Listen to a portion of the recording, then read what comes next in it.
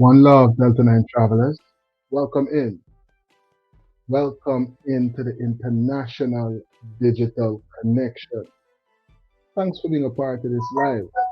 We're boarding. So as you come in, hit that thumbs up button. That's your ticket on to this one. I'm telling you, we got so many headlines. I know you see the thumbnail. Well, if you don't see the thumbnail, let me give you some of the insights as to some of the headlines that we're going to be getting into. Dr. Todd is going to be highlighting for us on this live. Matter of fact, I didn't even do my song check yet. Give my 9 in the comment section, please, and thank you, ladies and gentlemen all over the globe.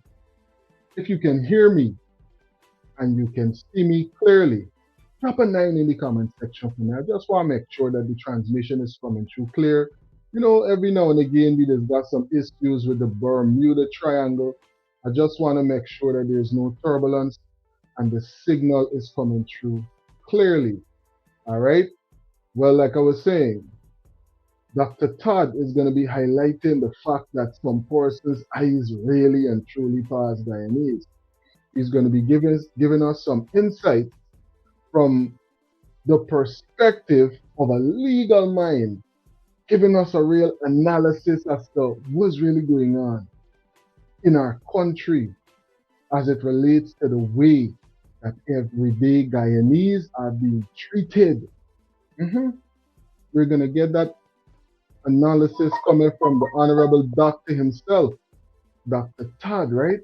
And you know, right here on Delta 9 Media, we're going to give you opposing political views, analyzing it from a neutral perspective. We're going to hear from the Attorney General as well. He's highlighting some of the updates that is going to be, you know, well, is it going to be coming to law enforcement or is already a part of, but just was not implemented? I could stand corrected on that, but we're going to hear from the Attorney General. He's going to let you know there's no more of this and that or else. Or else, if you continue to do these things that the Attorney General is going to be highlighting, certain procedures can be taken, right? So we're going to hear from the Attorney General on that. Plus, listen, it's been a while since we get a chance to hear from Honorable Mr. Jordan, right? And he's highlighting some facts about what's going on with the new bank that Guyana have, right? This new Guyana Development Bank. We're going to get some conversation coming from one of the most experienced, one of the most capable financial minds in our country right now. Big up yourself, Honorable Mr. Jordan, wherever you're there. Thanks for all the hard work that you put out throughout the years and all the work you continue to put out even now. Big up yourself.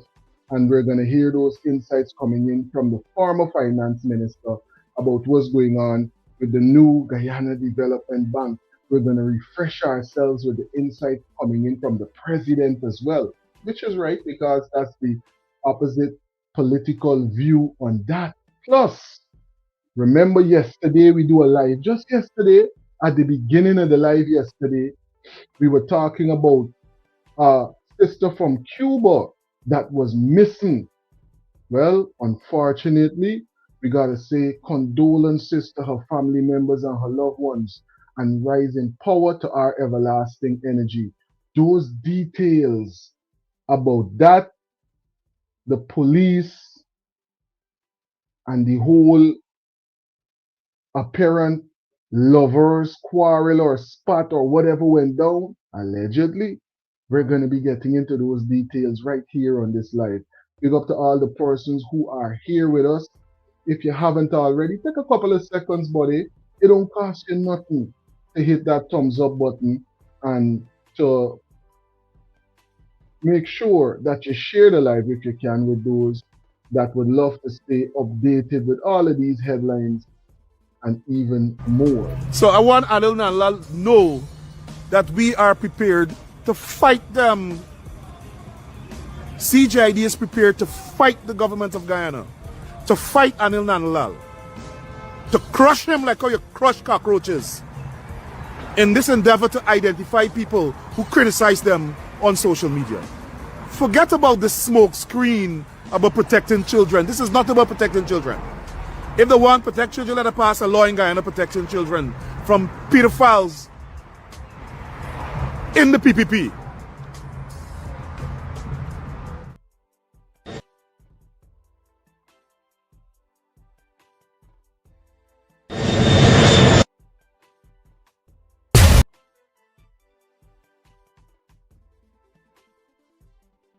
Who is in the live with us right now? Big up to all the frequent travelers, all the new travelers, first time flyers with us. Thanks for tuning in. Listen, we got so many headlines to get into, but this one right here is one that we got to update you with. Why? Because listen, it's been a while now that we've been highlighting updates about this situation.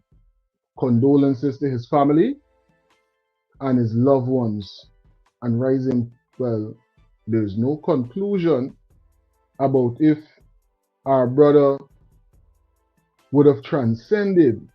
And we're talking about Joshua David, right? But by now, a lot of persons are holding that conclusion, you know. But these are the most recent updates in this situation. Accused of kidnapping Lodge resident Joshua David have been committed to stand trial in the High Court following the conclusion of a preliminary inquiry at the Georgia Magistrates Court on Wednesday. Magistrate Annette Singh ruled that sufficient evidence existed for Wayne Barker, Devontae Mars, Aaron Allen, and Wayne Griffith to face trial on the kidnapping charge. The men are currently on bail pending the commencement of the High Court proceedings. The case originally involved 7 accused. However, Damian Barlow died in a traffic accident on Mandela Avenue while the matter was before the courts, and the charges against Alpha Poole and Osafo Peters were dismissed during the inquiry. David was abducted in broad daylight on September 26, 2024, along Main Street in Georgetown, near the new drive-in restaurant. Despite extensive efforts by law enforcement, he has not been seen or heard from since. In the days following the kidnapping, police carried out searches in several East Coast Demara communities, including Buxton and Annandale, as well as other locations across the country. The operations failed to uncover any trace of the missing man. The disappearance has left David's family struggling with uncertainty and anguish. His mother and other relatives have repeatedly appealed for information that could help determine his whereabouts and bring closure to the family. 4 men accused of kidnapping Lodge resident Joshua David have been committed to stand trial in the High Court following the conclusion of closure, right? A lot of unanswered questions. Persons were smiling coming out, you know. Coming out the courtroom, persons were smiling. Well, you right, some persons are free to express whatever emotions they would like, right? But one would hope that when you're accused of such a serious situation, and things like this is connected to you, allegedly, well, we're going to hear the conclusions, because finally, things are going to move forward with the case. And hopefully, justice is served with what's going on right here. Big up to all the travelers, everyone that's live with us right now. Thanks for being a part of this live presentation. If you haven't already, thumbs up the live. Thumbs up the live, Delta 9 travelers. Thanks for tuning in.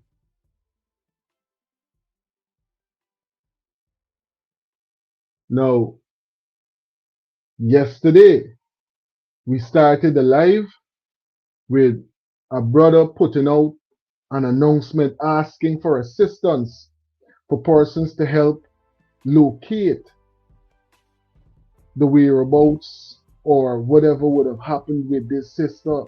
Well, guess what? These are the developments. Mother in Guyana just ended in a grim, frantic 6-day search for a missing 26-year-old mother in Guyana just ended in a grim confession from a local police officer shattering the expat community. First, let's look at the discovery. Gomez vanished June 18, 2026, heading to work as a cleaner. 6 days later, police constable Randy Thomas, a man she was intimately involved with, confessed. He led detectives right to her decomposed body, dumped in the Enmore backlines. It really begs a chilling question as to what happens when the badge meant to protect you becomes the very thing you need protection from. That terrifying abuse of power ties into our next point. Second, we've got a look at this chilling premeditation. Thomas claims she assaulted him during an argument, but his actions tell a completely different story. He used an unlicensed firearm, literally pressing a teddy bear against her head before shooting. He even tied her up with rope he bought earlier that same day, and then threw away the evidence and sanitized his car. Buying rope beforehand isn't some suspicious crime of passion, it's setting a stage for a total nightmare. Third, consider her heartbreaking motives for migrating. The desperate Cuban community has been pleading for answers. Gomez migrated to build a better future for her 1-year-old daughter and her ailing mother back in Cuba. It's such a cruel irony. A woman seeking a century of opportunity walking right into a fatal trap, leaving immigrants wondering how they'll ever feel safe again. Ultimately, a search for a better life ended in a calculated betrayal, leaving a family shattered and a community demanding justice.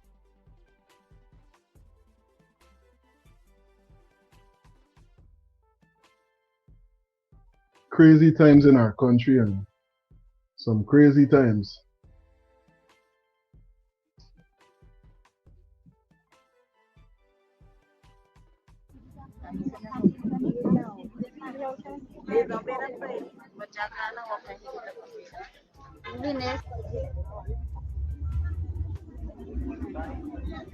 That's what I'm over.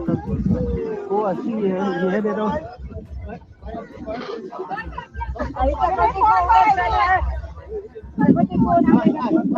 At the port.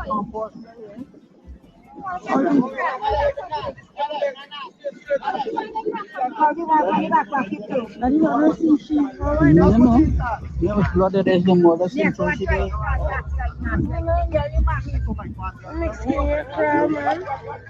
I watch it, girl. That are good. Well, I'm telling you, some crazy times in the country, as if the developments with the sister from Cuba wasn't enough for the headlines. On a Thursday, guess what? That's another female in that waterway, right? That's another female right there that's going to be discovered. And there's going to be a number of updates coming in on that. And we are going to make sure that we bring you all of those updates right here on Delta 9 Media. So make sure you subscribe, buddy. It don't cost you nothing to hit that subscription button and stay connected with all of the developments, because this right here is going to be sticky. Very, very sticky. There got to be more to that because it's a known person and a lot of persons are going to be, analyzed given that she was discovered in the manner that she was. Thanks for all the frequent travelers in the chat right now. What are your views, Delta 9 Media? Drop it into the comment section because we're going to jump into this conversation right now that Mr. Burke is presenting. But guess what? Before we hear the rebuttal, we got to hear some of the insights connected to it that was originally the conversation coming in from the Attorney General on his recent presentation. They're not going to offer any sensible comment. Obviously, they're not going to compliment the initiative or support the initiative, because in their narrow mind, because it comes from the government, it must never be supported, no matter how good it is. So they believe in their picayune brains that they must oppose. The same way that they were opposing the Gold Scholarship Program when we first started it. The same way they were going around telling their supporters, don't register on the Gold Scholarship Program. Today, tens of thousands of Guyanese have graduated. Ignore them completely. That is the type of opposition that we have in Guyana. There is nothing wrong with an opposition seeing the benefits in a particular government program and support it. These guys don't have the intellectual depth. They don't have the presence of mind. They don't have the political security to do that. Once it comes from the government, it must be bad. It must be criticized. It must never be supported. And this, as I said, this initiative is devoid of any disadvantage. It is devoid of any disadvantage. Listen, in a world of duality, right? When a person telling you that you have no disadvantages, was it also signifying? Because remember, without up, there's no down. Without an in, there's no out. So without disadvantages,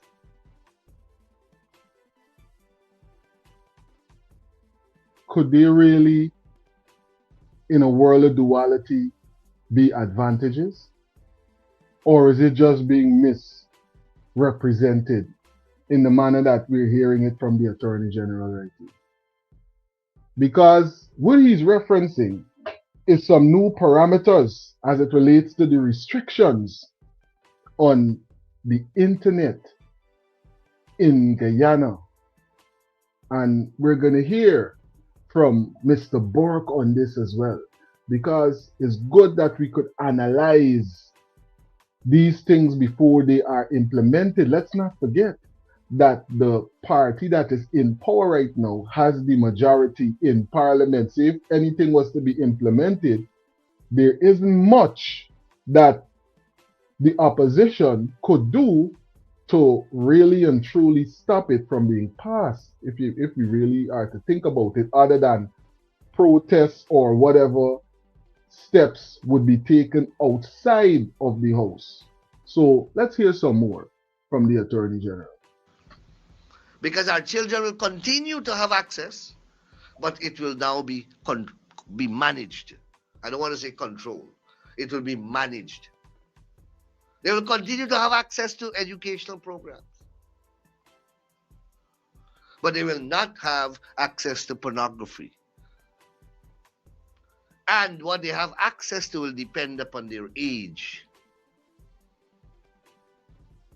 The entire world is moving in this direction.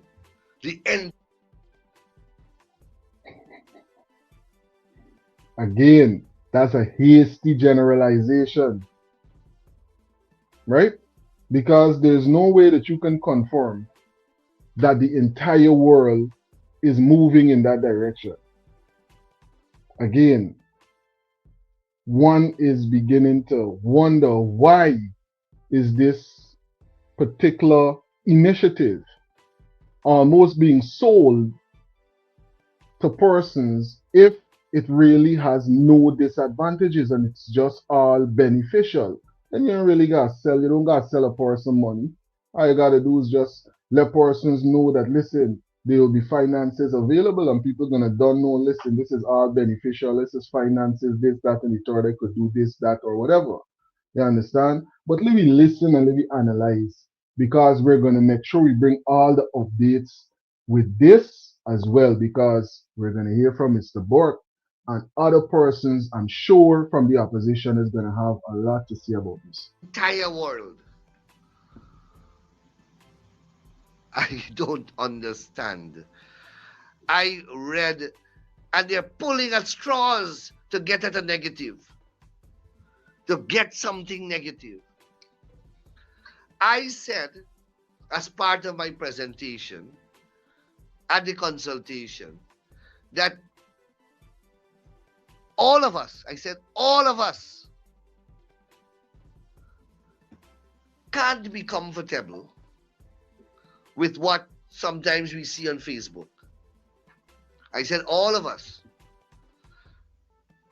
You know, the reporter writes, the government is uncomfortable with what happens on Facebook. I never said the government.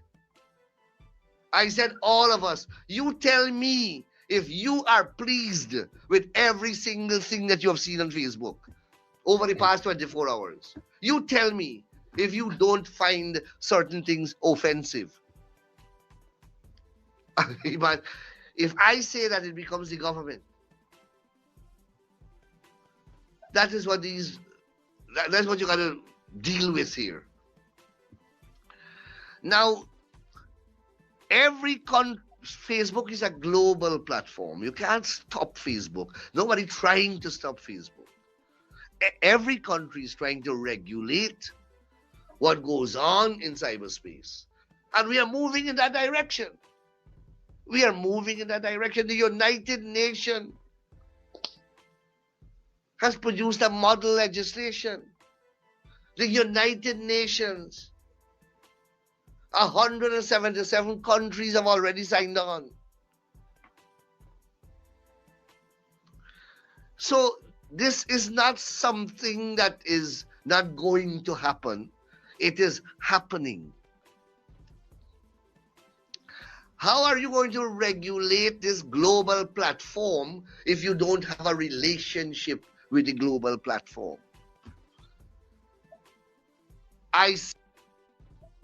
So it is not something that is a speculation. It is happening. So it's just like I was pointing out just now.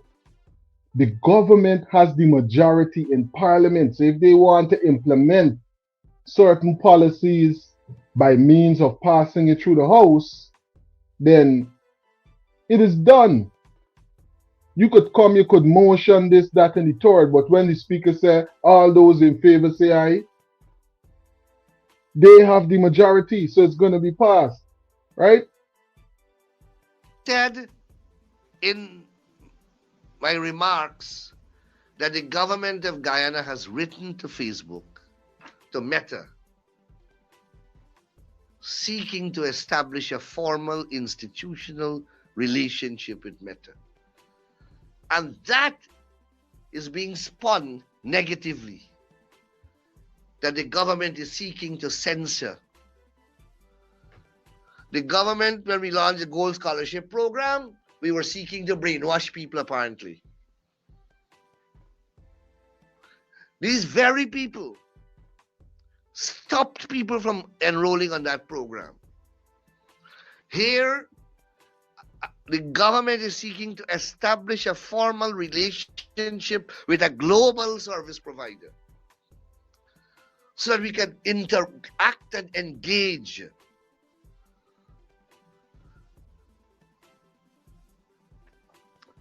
The entire Europe has passed legislation in relation to children's use of Facebook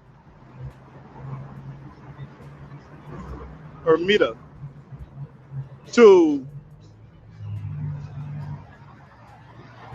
reveal the identities of people who have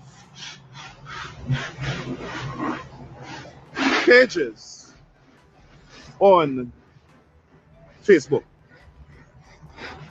Mostly Facebook, because most Guyanese have Facebook. And simultaneous with that,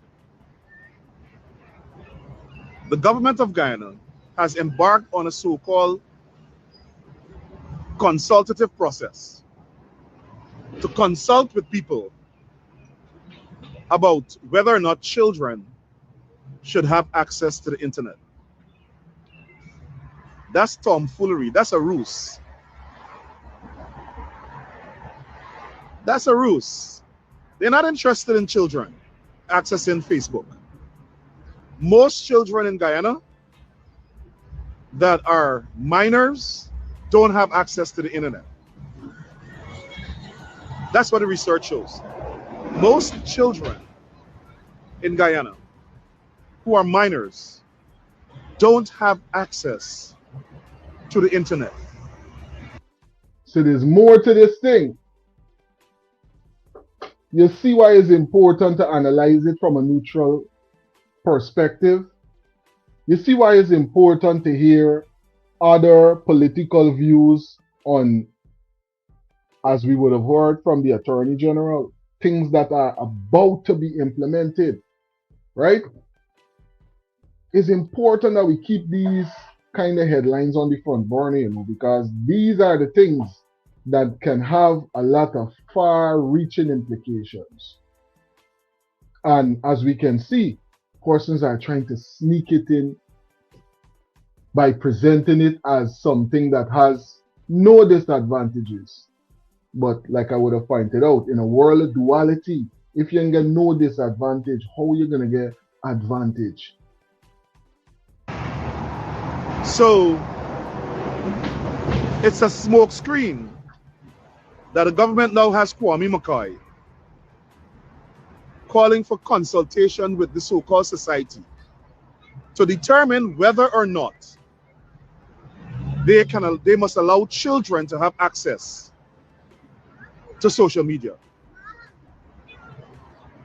First of all, so what they want to do is implement a society like China or Russia, where one, they block you from accessing social media until you can reveal yourself, until you can have, good night, until you can have, they can have your identity. So they could go after you when you criticize the government. This is what this is all about. They're trying to find a way, a legal mechanism to find out who are the people commenting and criticizing the government on Facebook. So they came up with this clever thing about not wanting children to have access to Facebook. You think the government can block children from having access to Facebook? This is a powerful question, and that's a very insightful way of looking at what's going on right here. What y'all think about it, Delta 9 Media? Drop it into the comment section and let your perspective be heard by making sure that you vote in the poll that is up on the channel right now. Right? There's a poll that's up on the channel right now. Drop your views about it. Hold on. Because, listen, this thing is got teeth because they're going to cause a lot of persons. This is the poll that's up on the channel right now.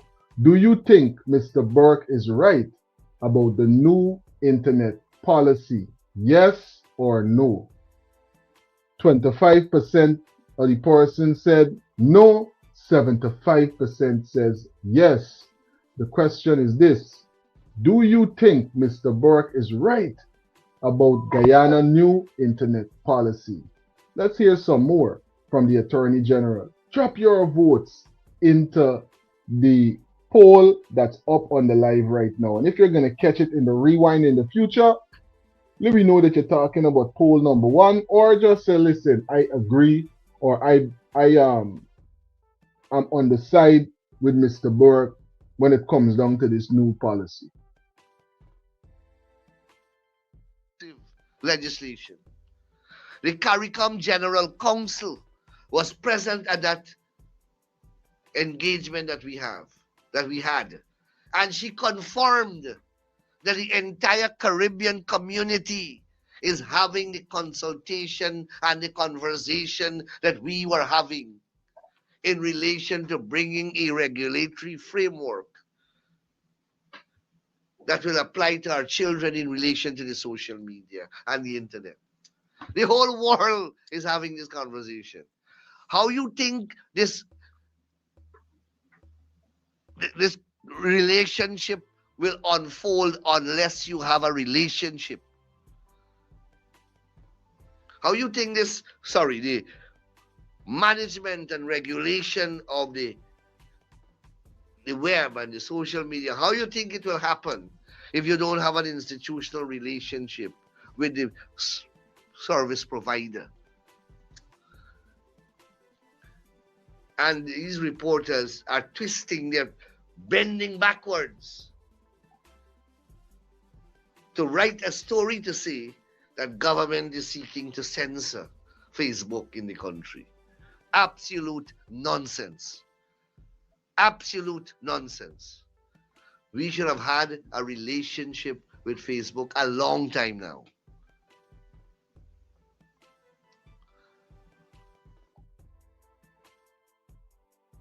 The hotline number is up on your screen, Delta 9 travelers. Call it in. Let's have some meaningful conversation about these and other headlines that we will be covering right here, live with Delta 9 Media. Right? We got so many headlines and so many things to update one another with. We heard from the AG. Says it's been a while now they're supposed to had these kind of connections with Facebook. But guess what? International political minds are exposing this about that proposed policy. Below 15 or 16 teenagers, they're going to find a way to access Facebook anyway. But that's not what it's about. They want to create a mechanism where they block, like China, like Russia. This is where the PPP is taking our country. To China, they want to censor you. And if they can't censor you, they want to make sure they know who you are so that they could come for you when you criticize the government. This should scare every Guyanese. Right now, call up all your Guyanese family and friends. Let them know the government is trying to create a society like China and Russia where they're blocking the social media. They want to bring legislation to block you from accessing social media until you can reveal yourself. If you have a page that is not in your name. Every Guyanese should resist this. Every Guyanese should resist a society like China and Russia. Y'all hear them developments right here? What y'all think about the Delta 9 travelers? Drop it in the comment section, and guess what? The hotline number is up on the screen. Let me see what the travelers are saying in the chat. Big up to everybody in the chat right now. Dropping these comments. Audrey, thanks for tuning in and being a part of the live presentation. Audrey saying, good night, all God's people. Big up yourself, Audrey. Thanks for being a frequent traveler right here on Delta 9 Media. Marcia, dropping the 9s into the comment section. Thanks for tuning in. Paulette, saying thumbs up the live. Thanks for reminding them. One of our very insightful moderators, Paulette, thanks for being a part of the live. Rugranat, big up yourself, King. Rugranat, what do you think about these new policy restrictions that, from what the Attorney General was just highlighting for us, are definitely on the way, right? What do you think about these new policies to be implemented on the internet restrictions? Burton, thanks for tuning in. Burton is saying greetings, Delta 9 and travelers. Big up yourself, Burton. Hysen, one of our loyal channel members, loyal supporter to the platform. Good evening to Delta 9 and listening audience. Bless up what is going on in Guyana right now. this is some real scary stuff. Yeah, because could you imagine what the reality is going to be? Because, look, for the slightest of things, persons could find themselves sometimes being victimized, right? Could you imagine being a part of those kind of restrictions that are being highlighted by Mr. Burke and the AG and the new policy and all of that and all the implications that that might have? Listen, we really got to make sure that this policy is scrutinized and you heard directly from persons with advanced political knowledge. They're saying we shouldn't even be partaking in what's going on with this policy because of where it would lead our society, right? Marcia is saying that man Anil thinking we are stupid. We knew a lot of people will not get that 3 million. I'm telling you. Moses, thanks for tuning in. Good afternoon to you as well, bro. Thanks for being a part of the live. PA, insightful moderation in the building. PA saying good evening to the notable and patriotic host, Delta 9 Media, and all the astute travelers and patriots in the chat. Guyana and the Diaspora, hope all is well as we watch the PPP Wahala in our country. I'm telling you. Marcia saying that the PPP is taking a swimming pool and making it a fire pool for Guyanese, but is a fire pool. The opening is not a swimming pool. When you think you're swimming around for cool off, you find yourself boiling, right? I'm telling you. The restrictions that could got a lot of far-reaching implications. I think we really need to analyze everything that's going on with this because, listen, it's going to be crazy. It could completely change the way that persons interact on social media in Guyana and around the world as well, because remember the content got to come through to you in Guyana, and because of certain restrictions that might be put in place, you mightn't even see or be able to access certain pieces of content. Mr. PA saying this, Mr. Burke is correct. The PPP are communists implementing the China model of control and dominance on the population. I'm telling you, that would be a real dark reality for persons. It definitely would be. Rasta Empress, thanks for being a part of the live.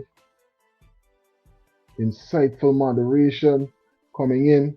Rasta Empress is saying good night Delta 9 Media and to everyone in the live. Big up yourself, Empress. Thanks for tuning in.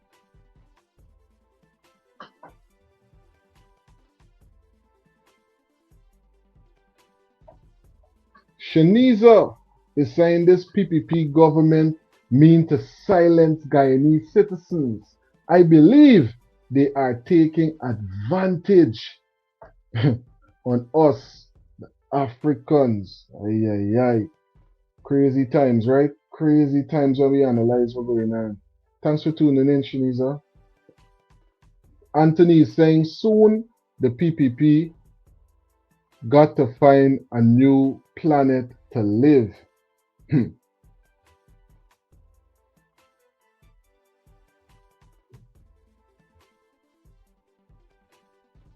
Dwayne, big up yourself. Thanks for tuning in and being a part of this international digital connection, right? So many persons in the live, so many insights in the comment section. Big up to everybody who's making this live a special presentation. Where they're blocking the social media. They want to bring legislation to block you from accessing social media until you can reveal yourself. If you have a page that is not in your name. Every Guyanese should resist this. Every Guyanese should resist this. And then they're even so smart, because simultaneously, while they're pretending that they want to protect children, you have the Attorney General, who's a criminal, writing Facebook. And listen to this. Not because somebody committed a crime, not because they're interested in finding people who commit crimes, raping children, scamming people out of their finances. No.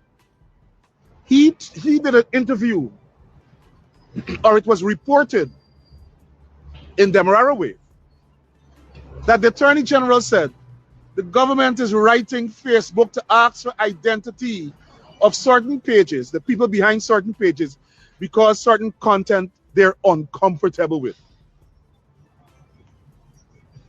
So the standard for seeking information legally from these companies is criminal conduct. No, the PPP government want control what you say. You mustn't criticize them. So they are writing Facebook to ask for identities of people because their social media content makes them uncomfortable. Like me. Well, they ain't got to write nobody to ask for me. And then the lal I name Rickford Burke, and I am saying you're a criminal. Now, before I go further, Anil Nanlal himself, the PPP, they run pages smearing people live in Guyana. Anil Nanlal himself goes on social media and conducts himself in the most lawless, nasty, dirty, slanderous way. Conduct that is criminal, libelous. And they are upset when people respond, or when people expose their criminality, expose their racism, expose their corruption. The Guyana Police Force has a platform, and I've engaged with that platform as Attorney General.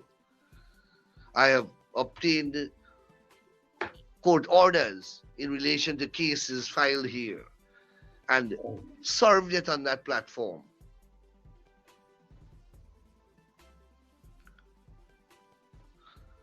So I want to assure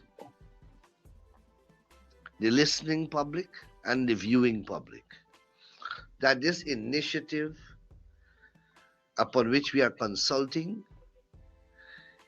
has no ulterior motive, no political content, and is not inspired or driven by any form of desire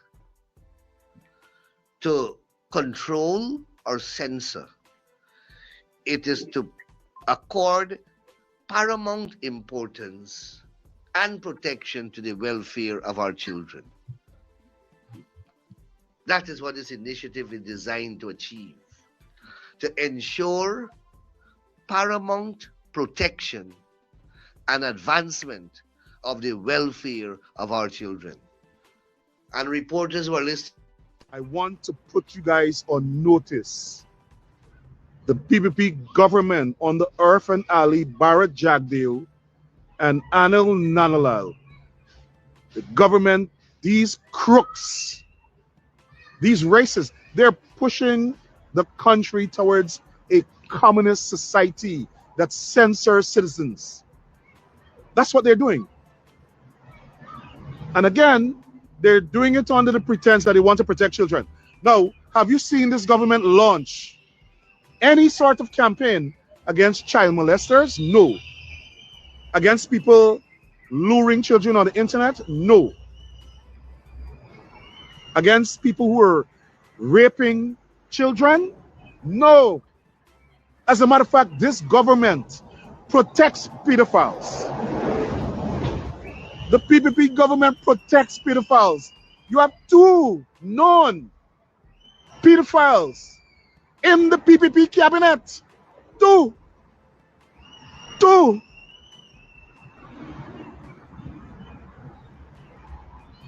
They're not doing that. They're not interested. As a matter of fact, a part of the culture of the people in the PPP leadership is pedophilia, wife beating, domestic violence, thieving the government money. Hello, Kwame McCoy. Hello, what the man named Pandit, whatever, who is the junior minister in the Ministry of Agriculture.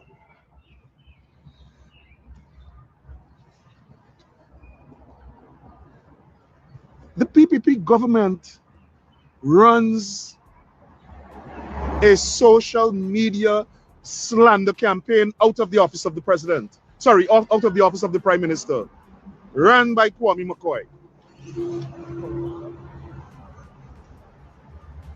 But Anil Nanalal is uncomfortable with people who expose the government. Now, we know what their plan is. Anil Nanalal continuously writes the US government targeting Guyanese. He wrote the US government 9 times to me, probably 100 times to Melly Mel.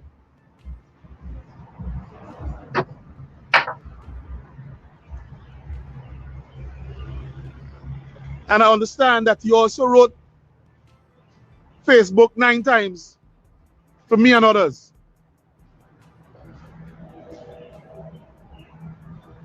Now, I want to alert the people in Guyana and who are more so people in the diaspora. We got to show these criminals, them cricketers in the PPP, like Nanlal and so, that we're not afraid of them. As a matter of fact, I have a lawsuit coming against them and a lawsuit coming against Anil Nanlal. I ain't say much more. But let me tell Anil Nanlal something. Anil Nanlal, we are ready to fight you. CGID will raise funds now. We'll start to have legal defense fundraisers so that we could hire an attorney to sue Facebook and sue the government of Guyana if Facebook provide any such information to the government for anybody who lives in the diaspora. We gotta have a legal showdown. As a matter of fact, we will initiate proceedings to have Facebook reveal the letters sent to them by the government of Guyana. We already engaged a law firm today to write Facebook, to ask Facebook to make those disclosures. Now, these people think because they get our gold money, oil money, that they could spend it anyhow. So I want Anil Nanlal to know that we are prepared to fight them. CGID is prepared to fight the government of Guyana, to fight Anil Nanlal, to crush him like how you crush cockroaches in this endeavor to identify people who criticize them on social media. Forget about this smoke screen about protecting children. This is not about protecting children. If they want to protect children, let us pass a law in Guyana protecting children from pedophiles in the PPP.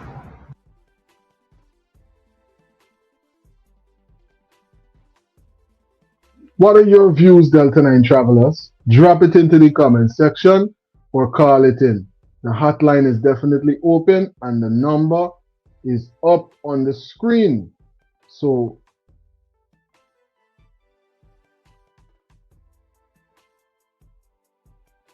share your views with us right here live as we have some meaningful conversation on these and other headlines that we would have highlighted on this live presentation. So much to analyze about what's going on right there. We heard from the Honorable Attorney General and we heard from Mr. Burke, overseas-based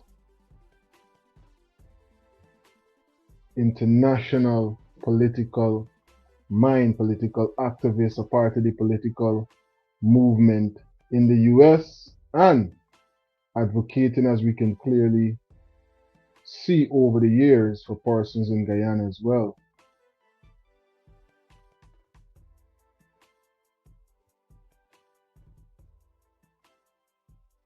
Now, the frequent travelers had a number of things to say about the developments with that new policy. I'm telling you, there's so many things. Listen, today, right?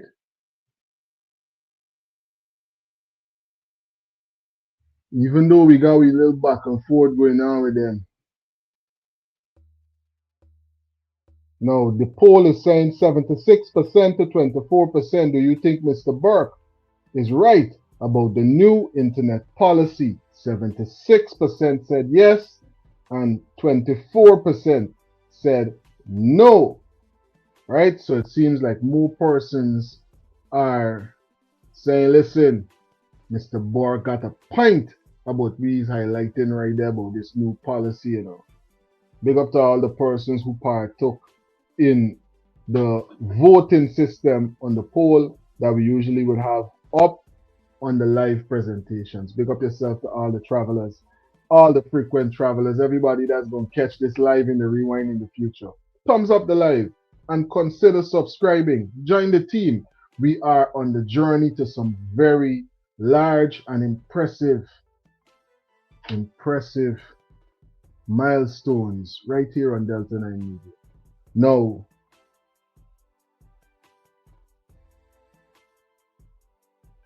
even though a lot of the persons that are a part of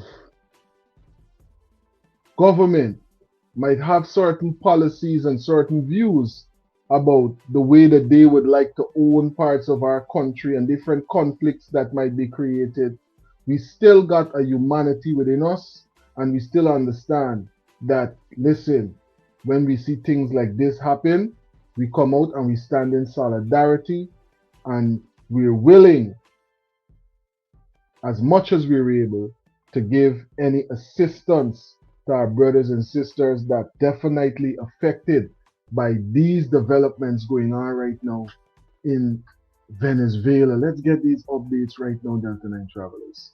Earthquake in Venezuela.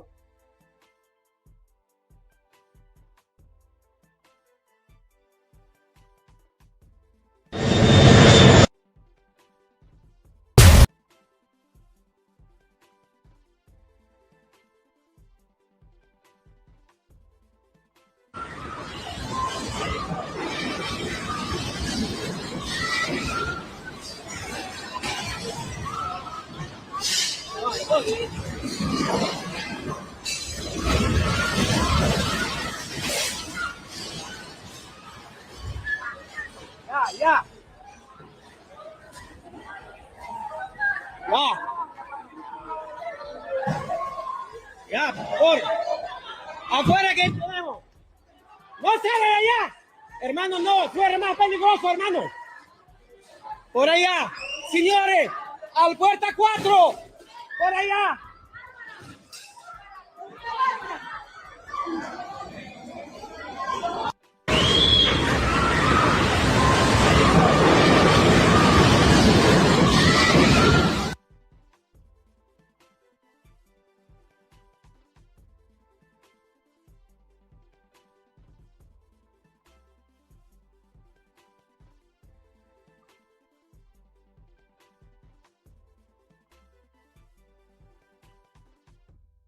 Let's go now to Secretary. We're already deploying search and rescue teams from Fairfax County, Virginia, and Los Angeles. There'll be some others we'll add. That's their most immediate need right now is search and rescue efforts. They have a bunch of collapsed buildings, and so they'll need a lot of help in terms of digging through that. The airport there is badly damaged, so we'll have to rely on the Department of War to deploy assets there. And then we're also helping them with some overhead imagery, especially in coastal areas where they don't have full visibility over what the damage has been and what the impact has been. Those are the acute, like short-term needs over the next 48 to 72 hours, because in search and rescue, you're trying to get to people while you can still save their lives. They're buried under rubble. And other countries are responding as well. The Qataris have already offered assistance, as we spoke to them earlier today as well. El Salvador has stepped up, and multiple countries around the region, including Chile and others, have reached out to us to communicate and get that happening. As we move forward with that response, with the sort of the short-term phase of response recovery, the second phase, of course, will be identifying the more longer-term and acute needs. What are the things over the long term they're going to need help with? We'll have a better assessment of that after the next 48 hours when we're on the ground, and as the Venezuelan authorities get more visibility as to the level of damage in terms of housing. Where do you put all these people that don't have anywhere to go live? What we can do to help restore or help them restore their communications, their internet, their telecom, and so forth. We'll also have to manage what we expect is going to be a surge of private donation.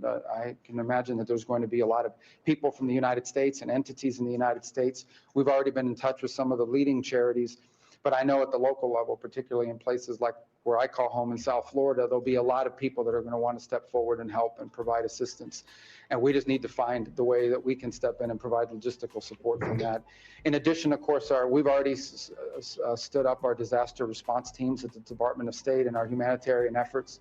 It's something we did very well in Jamaica after that storm, and it's something we're really prepared to do now. So I already spoken to Secretary Hegseth. The Department of War is going to have to play a big logistical role here, because they have the ability to land in challenging places. Right now, the airport in Caracas is damaged. One of the runways is cracked. And wow. Scary developments right now on the ground in Venezuela. Natural disaster, right? I think it's a 7-point-something earthquake causing significant damage to a lot of infrastructure in the country, right? And listen, Venezuela had that going on. But even though a minor situation in comparison, these are some of the local headlines with similar situation because of weather patterns. Here in Essequibo. Now, we had a terrible storm yesterday. Some persons call it a squall. A lot of high winds. And the newly constructed Regina Stadium is one of those facilities that has been affected by these heavy winds that occurred yesterday. They were above what is normal. And we just wanted to give you guys an update and a first look at the damage that was sustained here to this newly constructed stadium. We're told that this stadium here in Regina, it was set to be opened next week, and the likes of Shivnarine Chandrapal and Brian Charles Lara were supposed to be part of that opening. Whether this goes forward in that manner remains to be seen. So we are here on the ground and surveying some of this damage that was sustained throughout the regions. We told over 100 properties, government and private properties, were a part of the damage. We do see some members of the government led by President Irfan Ali in the region and surveying the damage for themselves as well. And we are here too. And this structure that you're seeing here, it has come in for a lot of criticism, especially the contractors, because a lot of the buildings that we see close by, we're just in front of a caravan on the road. The Civic Primary School is to my left. We got the Regina Stadium to my right. And these roofs here are intact. And so obviously the fact that these winds ripped off the stadium roof has, caused a lot of concern about the structural stability of the entire stadium and the quality of work by the contractor here. Look, I'll tell you this. A lot of persons are saying friends, family, favorites, and we can add 2 other F's, financiers and flatterers. And this is the kind of work, the kind of quality work that you get when projects are put in the hands of these individuals. And also, we have been talking with a few residents since we're on the ground here, and I'll tell you what they're telling me. In addition to that, people are fearful that when they come to fix this, that it suffers from the same fate, that monies are siphoned off as against giving quality work to the people. To the people. As I said, the stadium, as you can see, is sustained a lot of damage to the roof here, and of course the safety of the entire structure comes into focus as well. We are supposed to be having our FYI show this morning. Let this suffice as an update as we are on the ground here in Essequibo, and we're going to be moving around, taking a look to see what has been the extent of the damage here in Essequibo, so that you guys can have that valid and credible information. I'm telling you, damages in Essequibo, earthquake in Venezuela, new policies to be implemented to restrict certain ways that the internet will be accessed in our country. A whole lot of headlines, a whole lot of developing updates. Big up to all the travelers.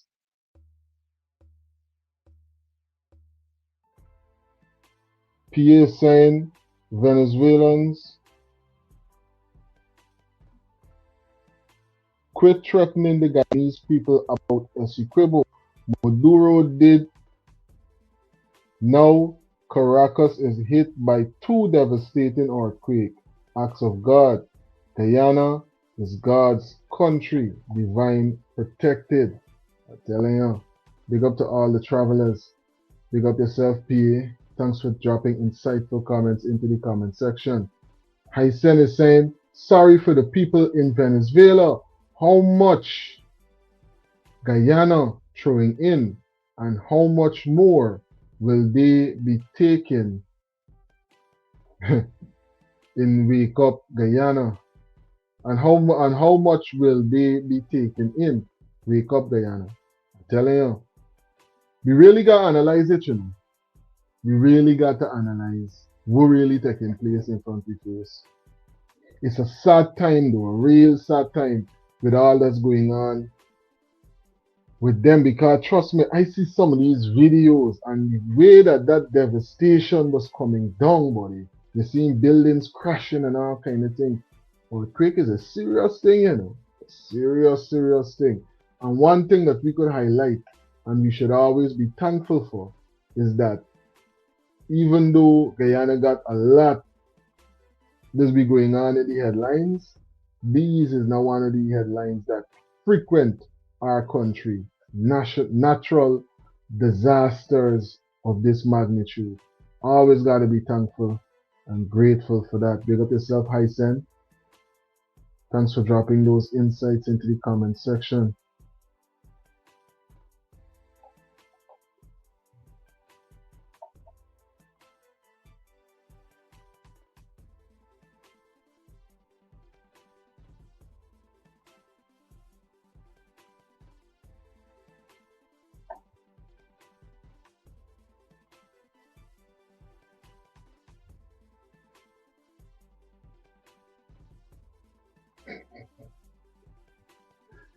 Telling you, I wonder if that was contemplated.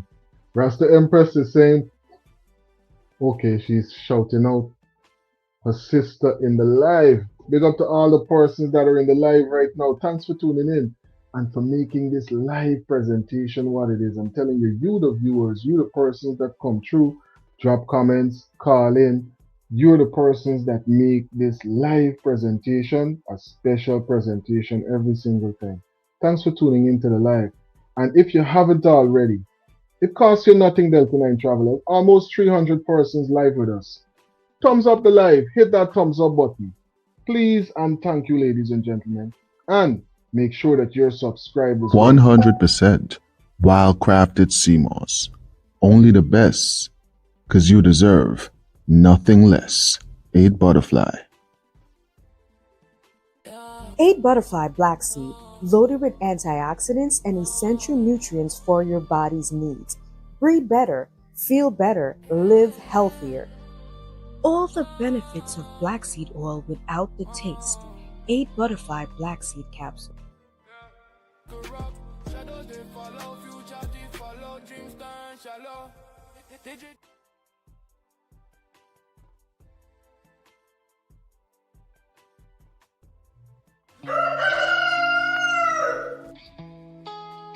A natural way to stay ready, baby. 'Cause I'm ready for you, Mr. C. The ultimate male supplement, men's total wellness formula, packed with essential nutrients for men's health. She'll call you Mr. C.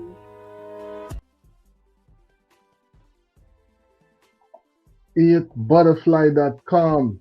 Healthy, wealthy, always.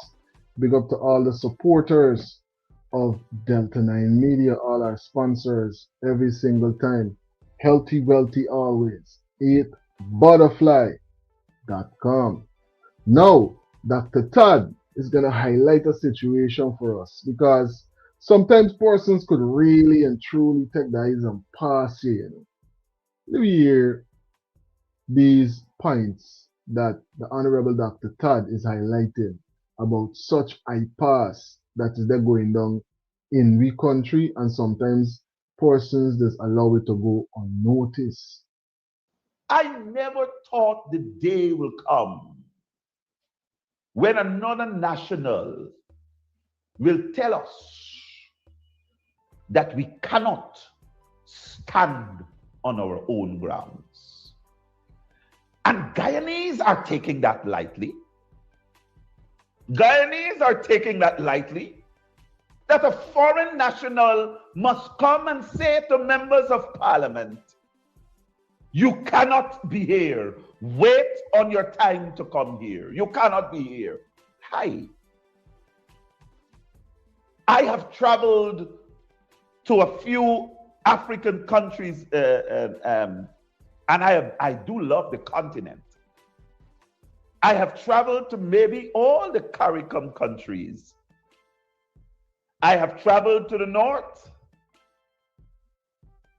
And you can begin to go and tell one of the born nationals there, you can't be there. Guyanese, wake up, man. Wake up.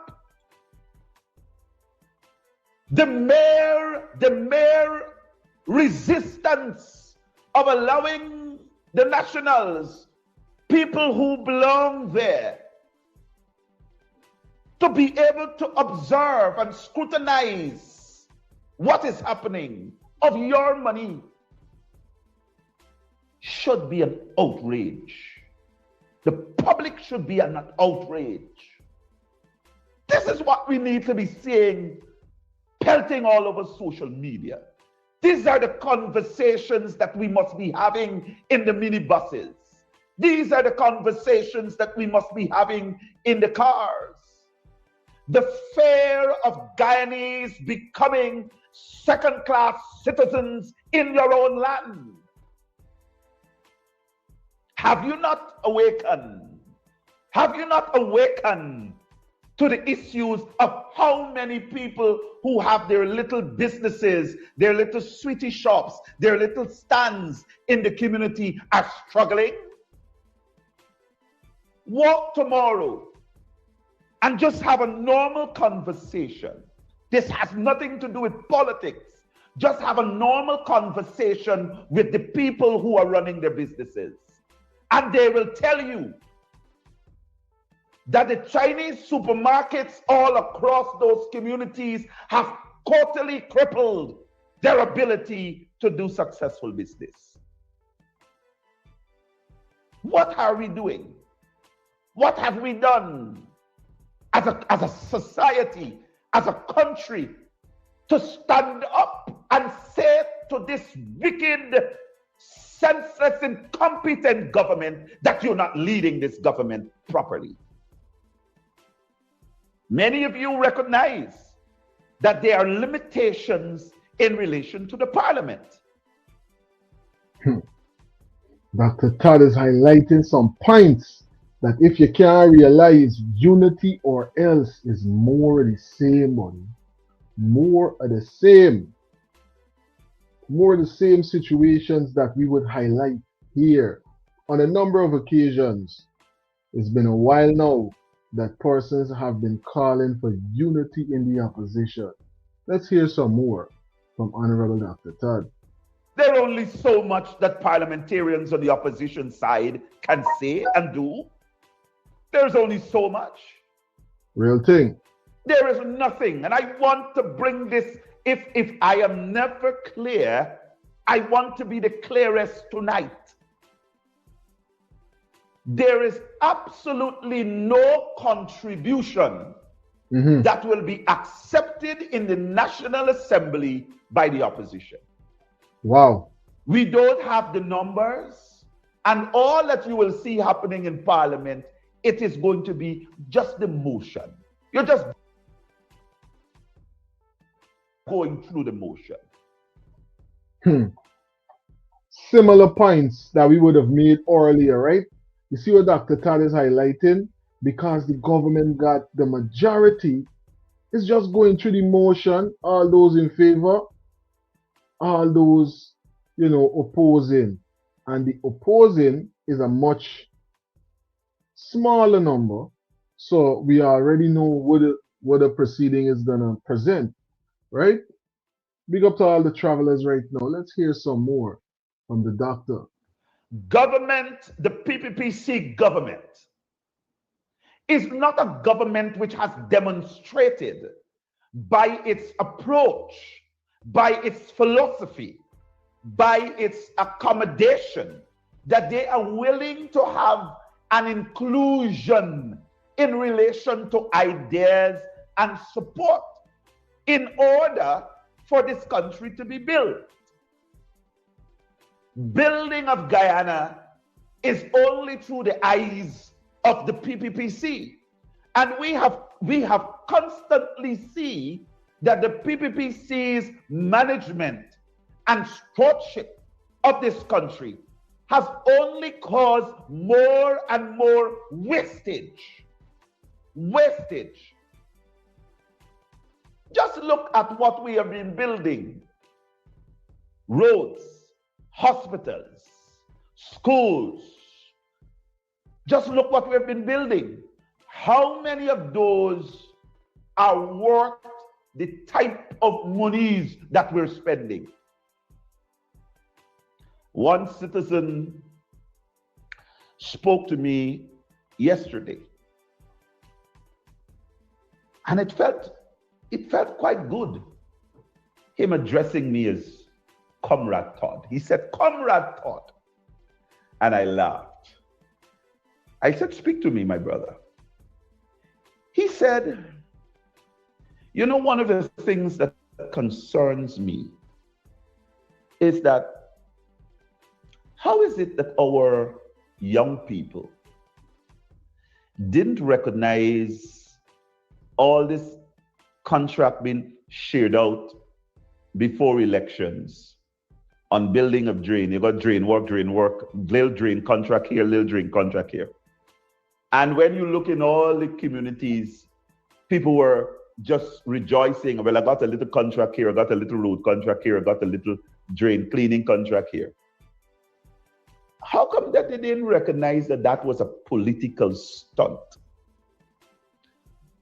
After elections, I can tell you, particularly for the communities that I am involved in, this is him speaking, that they don't have those contracts no more. None of them are getting work. Small contracts stop sharing. What you find when you go into certain communities which are predominantly PPP support and of a particular color or a particular ethnicity, I must say, they have a lot of excavating contracts. And many of them, when you look at them, which is something we have to do an investigation about. Because he said, when you look at some of them, these were ordinary guys of a particular ethnicity that were just riding bicycles. But the people who look like me and you are not owners of those massive excavators and so on that moving around. And I'm like, he said, it's something to look in. There's somewhere in which they have empowered their own people to be able to acquire. And all those other youngsters who look like us, who have been running around for those little contracts and thinking that that stunt was going to be sustainable, they have no contract. And many of them, just in Lepo Street alone, he was giving me some instances where the people are bitter now. And they're totally sorry that they didn't put their vote where it would have really mattered. And if you looked at it, persons have only now, when they want to be able to raise an argument, they're only now looking at the manifesto presented by the APNU. And they recognize what was being offered through an Aubrey Norton administration would have surpassed 100% what they're getting on in the PPP. I'm telling you, some developments being presented by the Honorable Dr. Todd. What are your views, Delta 9 travelers? Drop it into the comment section or definitely call it in. The hotline number is on the screen, right?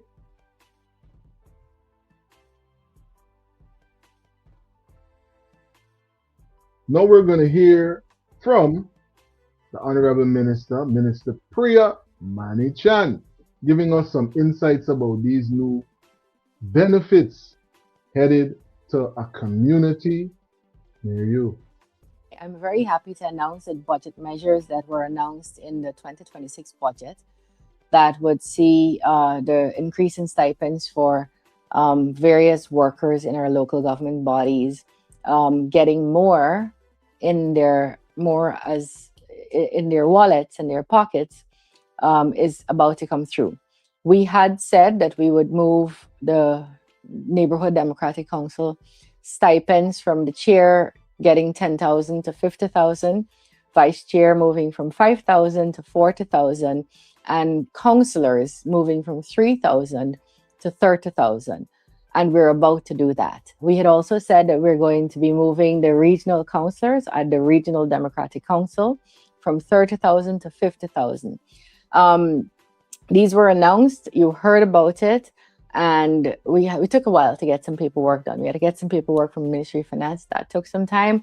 We finally gotten that, and we're about to give you this significant raises in stipends.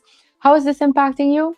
To all the our 70 chairs, vice chairs, and our more than 1,000 councillors, you're going to get $50,000 if you're a chair of an NDC, $40,000 if you're a vice chair of an NDC, and $30,000 if you're a councillor of an NDC. And for the regional councillors, you're going to get moved from $30,000 to $50,000. How does this benefit our neighborhoods? With more, our councillors, chairpersons, vice chairpersons will have more to give you, I hope. And so when much is given, much is expected. And I believe that we can work together to make our local bodies function better. And this is our part of trying to make sure we can do our part as a state to help these bodies to function better. So we're looking forward to getting this to you shortly. In a matter of days, you will see that coming into your various NDCs and into your various homes. And we're very happy to be able to do that. I'm telling you, so many developments and so many updates. Are you subscribed? Hit that subscription button and stay connected with all of these trending and very important headlines right here on Delta 9 Media. Big up to all the frequent travelers. Zebuya is saying, Delta 9, where is the election declaration from the last elections? Well, guess what, Zebuya? That right there, that's the $1 trillion question, because a lot of persons are asking the same thing. Roderick, we're going on, buddy. Roderick is saying some of the PNC members drinking soup under the table. Ah, boy, oh. Ay, ay, ay. Big up yourself, Roderick. Rasta Empress is saying, I hope many people are listening to Dexter Todd. I don't defend no party. I defend truth and right. Real thing, Rasta Empress. And that's the same vibe and the same approach that I just hold. I in the particular political side of no party. We are about true progress for the entire country and advocating for real development and real progression and equality, you understand, in the country as well. Big up yourself, Rasta Empress, and thanks for dropping those insights in the comment section. Plus, thanks for being a moderator right here on Delta 9 Media. Big up to PA, big up to Rasta Empress, Roderick, Rugranat, all the moderators right now that's in the live. Thanks for tuning in. We're going to hear right now from the former finance minister, the Honorable Mr. Winston Jordan, right? He is going to be giving us some insights about the new Guyana Development Bank. Why these insights are important is because Honorable Mr. Winston Jordan is one of the most advanced economists, one of the former finance ministers of our country, plus he has a ton of experience in this department.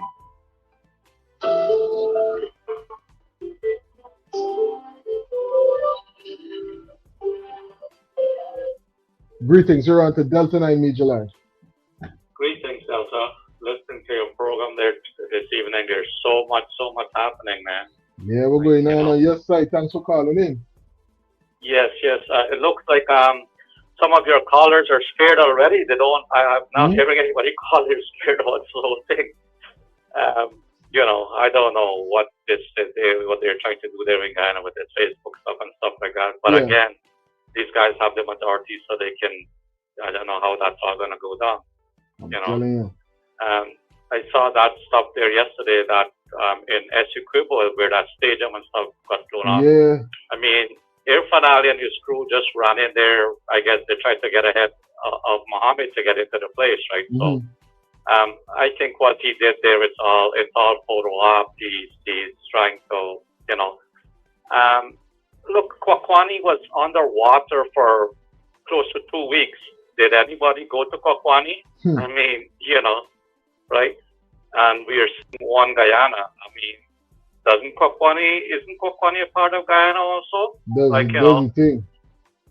So this guy ran there yesterday, and now you have all these clips now that's coming out. People are saying, thanks, President, for coming. And you should see all the clips they have generated from that visit, right? Yeah. So it's all PR stuff, right?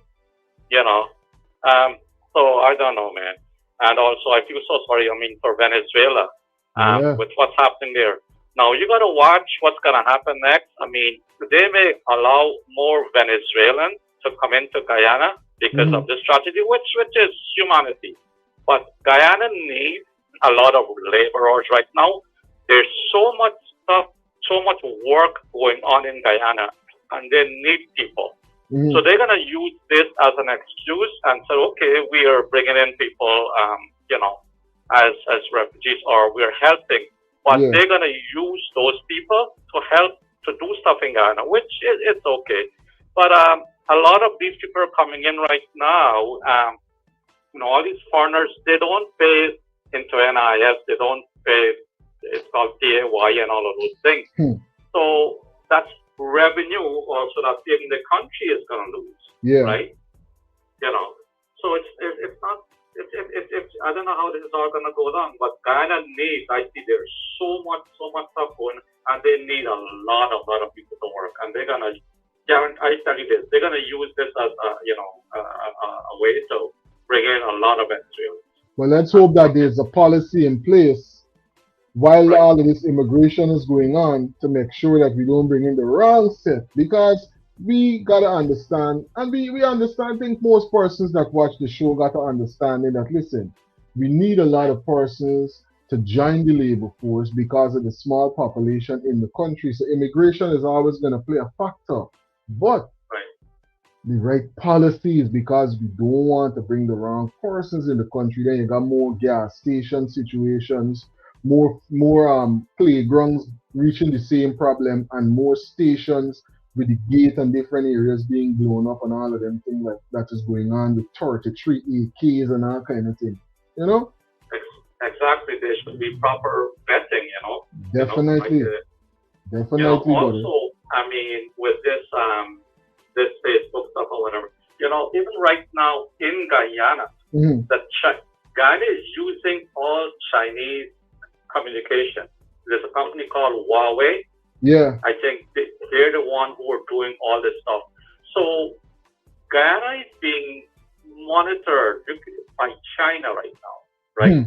I was listening to this same guy, Devin Singh, was saying, he was talking some stories of where people were able to go to a hotel and get footage. They were able at the airport to pick up somebody's biometrics, know where this person came from. It's all inside stuff. So the Chinese technology in Guyana right now, and if they are working with the government, then a lot of stuff can be controlled from the inside, and they can know what's going on from the inside. So you're saying that internet policy that is being announced might got a lot of implications. Exactly. Yeah. And also I see what's his name from Jamaica is in Guyana right now, Andrew Holmes, right? Okay. He's visiting right now. He's in Guyana. I'm sure tonight they're gonna have some big presentation and some stuff. You're gonna have Calvin Burnett or whatever, all of those guys singing and performing. And I mean, the way the Irfan is doing his stuff, they're nicing up everybody. They want everybody on their side. They're showcasing this. I mean, they showcase it put out, right? So everybody seems to be buddy with them. I saw recently there was something in Canada, and the former ambassador of Canada was hosting them, not the present, the former. So there's still linkage there. The same thing with America. The former ambassador of America, what's her name? Sarah Ann Lynch. Yeah. She is still involved. I see some stuff even with this. Yeah, the short stuff. And the thing about it, if we think about all of those great relations that they're able to foster, right? That's good, But the problem that comes behind that, what's going on in the country, and the fact that persons keep crying out about victimization, about oppression, about all of the problems and things that are not being solved because for some reason the resources and the benefits that come from those resources are not being shared amongst the entire country in an equitable manner. And that's the problem. We're glad to know that we country and we president got pulled like that all over the place, because as you can see, when you got pulled, you could got protection in a time of need, right? So we're glad that they got pulled. We're glad that they got it pulled. But take care of the people, them body, and you would never have an election problem. You would never have a rigging problem, because Guyanese are one of the most wealthiest set of persons. So we shouldn't be living in the manner that we live in, and shouldn't be going through certain things if you got the right leadership in place. We got the funds, on paper. We're one of the wealthiest nations, but look at how the country is being run. Yeah. Right. And I was listening to Dexter Todd, what Dexter Todd was saying there is so true. Before election, so many contracts, all these contracts, and again, it's to be honest, the certain people get big contracts, and another group gets all the gutter cleaning and the drain building, and he's so right. It's fact what he says, But again, I'm saying these guys, they're running a campaign, and they know, like, the protection they're getting and all these, they're being shielded by the US, they're by Canada, by England, because all of these big countries, they know they're going to get a piece of the action, a part of what's going on in that thing, right? And I mean, I feel sorry for that Cuban woman. I mean, imagine you come to make a living and you end up dead, right? That's so bad. And some of the things that's happening there, I don't think there seems to be no rules, like even the labor law, like that Indian, when those Indian nationals they got, I mean, Mohammed exposed that whole, nobody got charged, nobody got, that should be a human trafficking situation. Nothing came out of that. Too much thing is slide. Too much things that slide in GT, buddy. Too much things that's allowed to slide, and then before you know it, you got a whole big pile of problems like this, and it keep growing and growing and growing, and then you gotta figure out which one you're gonna deal with. And then if you deal with the one person's gonna say, how you dealing with this, but you're dealing with that, and all kind of implications, But nonetheless, big up yourself, and thanks for calling in and sharing those insights with us right here on this live presentation. Okay, thanks, bro. All right. One love every time. Okay, man. Big up to all the travelers and everyone that takes time out to call in and share their views with us right here on Delta 9 Media. And don't forget, Team Delta, Team Samsung, keeping us connected no matter where in the world Delta 9 Media is located. Samsung, that's the workhorse. Oh, what? I just drop it, but don't freaking it's take a licking and keep on ticking.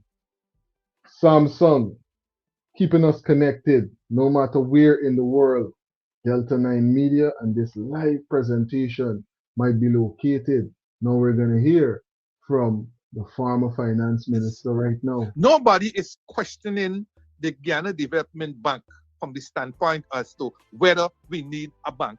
Everybody takes it as a given. They don't want to ask the hard questions because the government is going to use it and say, you see what I tell you? They don't want y'all get the money that we put in aside. But it's not that. And if you're afraid of that framing, then you ought not to be bothering anymore. If you only thinking how nice you're gonna look. So you're gonna only say the things that will make you nice. Look nice. Nobody is asking what was the study that was done to conclude that indeed you need a Guyana Development Bank. Greetings, you're on to Delta 9 Mijala. What's going down, my brother? What's going down? It's a cool, bro. What's going on your side? Also, guys enjoying the soccer and the cricket. Okay. You're watching the games then? Yeah, man. What team you like, brother? Well, listen. For this particular World Cup right here, my favorite team is France. I want to see France kite away this time. But you don't know, Brazil is always close. Exactly. I want Mbappe break up the record and mash up that 18 because he's close already. You understand? Yeah, man. Messi getting big too, Messi getting big, buddy. Messi getting big.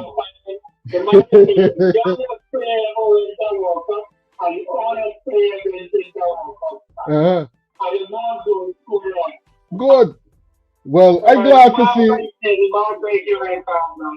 to see performing at that caliber, but Mbappe, young and very close to the amount of goals. So we know eventually time can tell the tale in there, you know what I mean? Yeah, time can tell the tale with Mbappe. Blessing up to the audience, blessing up to his family, my brother. You see, when the government empower, my brother, everything they put forward, you must go with it. You must tell them no, that can't happen, no. You can't put up no opposition, my brother. They need you to run with it. But when federal government is power, and they put up wherever they want to put up, you can't run with it. Because them is the money. So you see what's going on? On one side of the fair. They ain't care nothing. You understand? Let me care nothing about it. Everything is on their foot. And it's coming back. It's coming back to a point that I remember Dr. Hines would have made. He was saying that, look, Guyana gotta have a more inclusive way of operating politically. You know, we can't just always got this winner take all approach that's causing problems from since we would have implemented it. It's causing problems, and we ain't seen that it's time that we adjust it and got a more inclusive approach where more persons have a say into what's really going on and not just the person that win, because seemingly when people win, like they're realizing that they win for the whole country, you know, they've got this approach that they win for their party first, and it's sad. Yeah. I hope the government pay the solidarity to the Venezuela and Guyana. Help them in any way they could, man. You know what I mean? Yeah, but it's natural. Yeah, and it's a natural disaster. So look at Trinidad. Trinidad ain't like them. Them ain't like Trinidad. But look, Trinidad put me in their building. You understand? They don't tell you the thing already. Yeah. This is a national disaster. This is not an isolated thing, you understand? Yeah. And then told the regular person on the ground ain't really got much to do with the power and the persons in power that is setting up these policies and want to take over Civic and all them things, you know. Yeah, so understanding that that's the case is always right to help persons when you see them think they're reaching them, because you never know. Remember, we don't get it in Guyana, but what don't happen in a year is happening in a day, right? Yeah, man. But look, brother. How Priya come saying now they have to do paperwork and all that. Tell me the government body, if they want to release something today, when they have to finalize it and now it's coming on board. They don't change all the original framework because they know this may come in. The money now finally coming to pay them. Because it's a payback, brother. Yeah. So this is not that old we finally get it. It's a fast today. No, I for one celebrated the formality, because if there was no formality, people would have said, hey, we're going on with the records and the formality and what's going on right there. So let the formality take place, buddy. Yeah, let the formality take place. One love every time. Thanks for calling in. Yeah, big up to all the persons that call in and drop insights on the live, making this live presentation a special presentation. Let me hear some more from the Honorable former Finance Minister. Indeed, all of the proliferation of all of these initiatives without any legal framework, without any transparent actions, without any accountability framework, because there's no way in the Auditor General's report that you can pick up and see a report on the spending of these specialized programs answering the kinds of questions that I've just asked.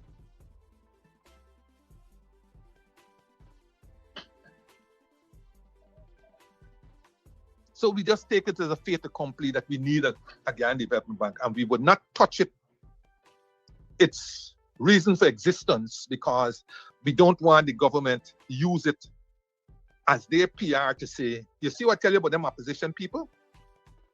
They don't want y'all to get any money. But who's the y'all? Who is the y'all? Put the government under pressure of opposition to tell you what happened to this $4.5 billion that they would have spent by the end of 2026. If we could take out the 600 million earmark for 2026 and treat with it separately, but you're going to still have almost $4 billion that would have been spent between 2020 and 2025. And if you 4 point something billion. You hear what the former finance minister saying? The Matsin. Ask them what's going on with these numbers right here. Ask them to account about what's going on with all of them funds that they already would have had access to implement for small and micro businesses. What's going on with these original funds, even though we're jumping into a new banking system? If we can't account for this, how are we going to deal with this new system that is about to be implemented? Big up yourself, Mr. Jordan, and thanks for dropping these insights. Let me hear some more, when you see you getting these insights coming from persons that was in these positions of power, it's good to listen and analyze so we could learn and get some real understanding as to what really taking place. 4 point something already. We got to make sure we account for. Big up yourself, Rasta Empress. Rasta Empress is saying, Delta, you're on my side, bro. France is my team. Yeah. Mbappe and France for this World Cup. There's the team I'm going with for this World Cup. Big up yourself to all the France supporters. Brazil, yeah, you got a little sting right now, but guess what? Mbappe and France, we're saying for this one. And we're going to make sure that we definitely bring them updates when we hear about the developments with who's going to win. They're now going into the knockout, right? Going into the knockout coming this week and the games coming up. PA saying the PPP administration will be confronted by the Trump administration on their embracing of the communist Chinese and the growing number of their citizens entering and working in Guyana. I hope that confrontation don't lead to other problems for we because of what's going on. But we could clearly see that that's eventually going to be something if things are not dealt with differently. Exclude 2021, that nothing was spent because nothing was allocated, then you're talking about a mere 5 years. A mere 5 years, they spent roughly $4 billion. That is roughly $800 million in small and micro activities every single year. Every single year. Every single year.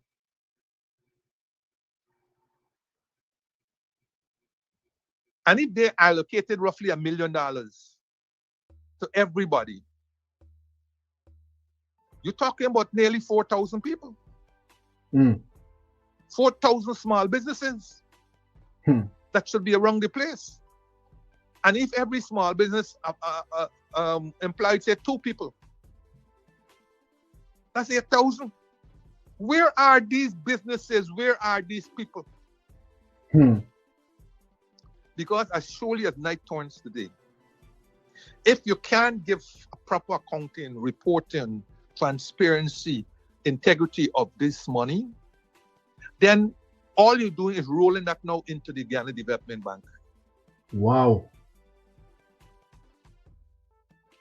All you're doing is rolling that now into the Guyana Development. And that hence I asked the question last week, whether these funds will disappear and rolled into the allocation that you have for the Guyana Development Bank. In other words, then, you are targeting $40 billion capital for the Guyana Development Bank. Yeah. Once that is in place, would these programs disappear? If they're not going to disappear, how are you going to account for the fact that you have a Guyana Development Bank and you get that too while you're having these parallel activities in the same sector, in the same areas that are proceeding? Very interesting. But those are the questions you got to ask.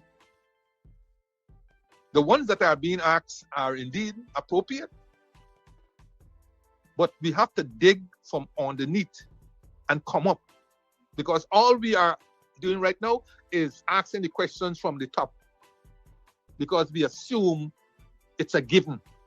As my friend told me yesterday, the law is going to pass anyhow. Well, that I'm telling you, the law is going to pass anyhow. So I don't know how many persons remember some of the views and some of the insights that were originally expressed by the president about the new Guyana Development Bank. So let's refresh ourselves with some of what His Excellency was highlighting. To help small and medium-sized Guyanese, individuals, families, businesses. And what do we want to do? We believe that the best way of creating lasting prosperity is by empowering people, giving them the opportunity to own things more and more. That is why we invest in housing. That is why we invest in infrastructure, so it can increase the value of your assets. Here again, we're now moving to the Guyana Development Bank, where we're giving Guyanese an opportunity to own their own businesses, to develop their own ideas, to invest in their own ideas, all in empowerment, all in building prosperity, all in creating wealth, and all in distributing an equitable, creating an equitable distribution of wealth, where every Guyanese can be part of this growing story. The initial investment is over $200 million US. That is 40 billion Guyana dollars. That will be placed in this development bank. Remember, it is collateral free, very easy. It's easier maybe than opening a bank account. But this is more than lending. This is about nurturing. This is about developing. This is about coaching, helping you in financial management, helping you to develop your ideas, helping you to build that business, that small business, and empowering you to grow even further. So part of the development bank story will be to create clusters, to create clusters of persons coming together, to invest in bigger ideas, shared vision, creating larger businesses. And all over the world, there are these models of development bank. They got 36 seats, the law will pass. But it is which law is going to pass? The one that they've put out there? Or the one because of your actions, your activism, and so on, force changes? Force changes of the like, that we will end up getting an institution that meets all of the tests outlined internationally.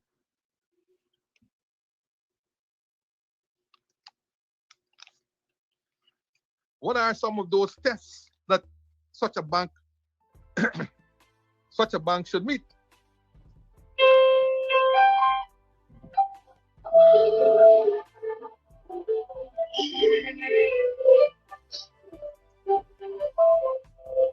A development. Greetings, here on to Delton, I need your line. Brother, let me start a little name. Yeah. These people doing this commercial is go call the people for this money. This bank with this money. Go call the people. Me see the address for the bank, and you're talking about the new Guyana Development Bank? Yes, man. The ad. I see most of them is got 4 commercials I see my brother. Okay. And most of them is Afro-Guyanese. My brother, this thing again is another failure of the CPP government. You know why? Yeah. Because they go back again, my brother, to friends, family, and favorite. And I'm not giving the other 2 who I want to tell you. You understand, my brother? Because you know where the backside of this? Yeah. You don't have to get no collateral. Yeah. Now you borrow $20 million from the bank. What guarantee you that you're going to pay back this money if you are not taking any collateral? You tell me, no, brother. The problem is there right there.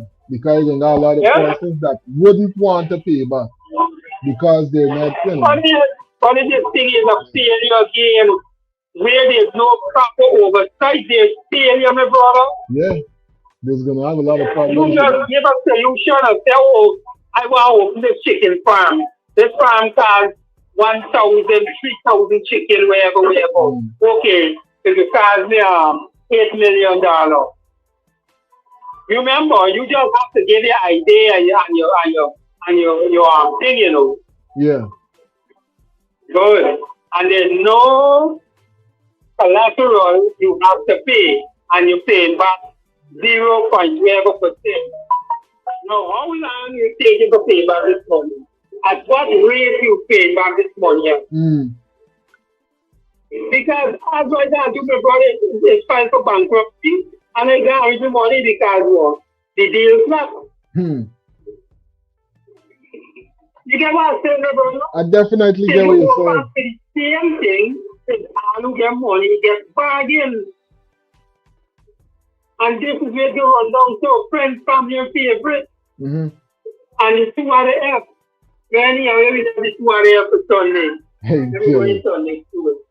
Big up yourself, brother. Yeah, man. Thanks for calling in and for sharing them insights with us. Big up to all the frequent travelers who definitely call in and drop the insights into the live so that we could really analyze and get some right thinking conversation, because listen, this new bank is going to come with a lot of benefits, but if certain policies are not in place, it could have a lot of implications and a whole lot of problems eventually. And a number of persons are analyzing it, a number of persons are talking about it, and we're going to hear some more conversation now coming in from VPAC about what's really going on with this new development bank and some of the policies that are in place for it already. Because like we heard from the Attorney General and from the former Finance Minister, this policy and these procedures are more than likely going to become implemented because of the advantage in the Parliament.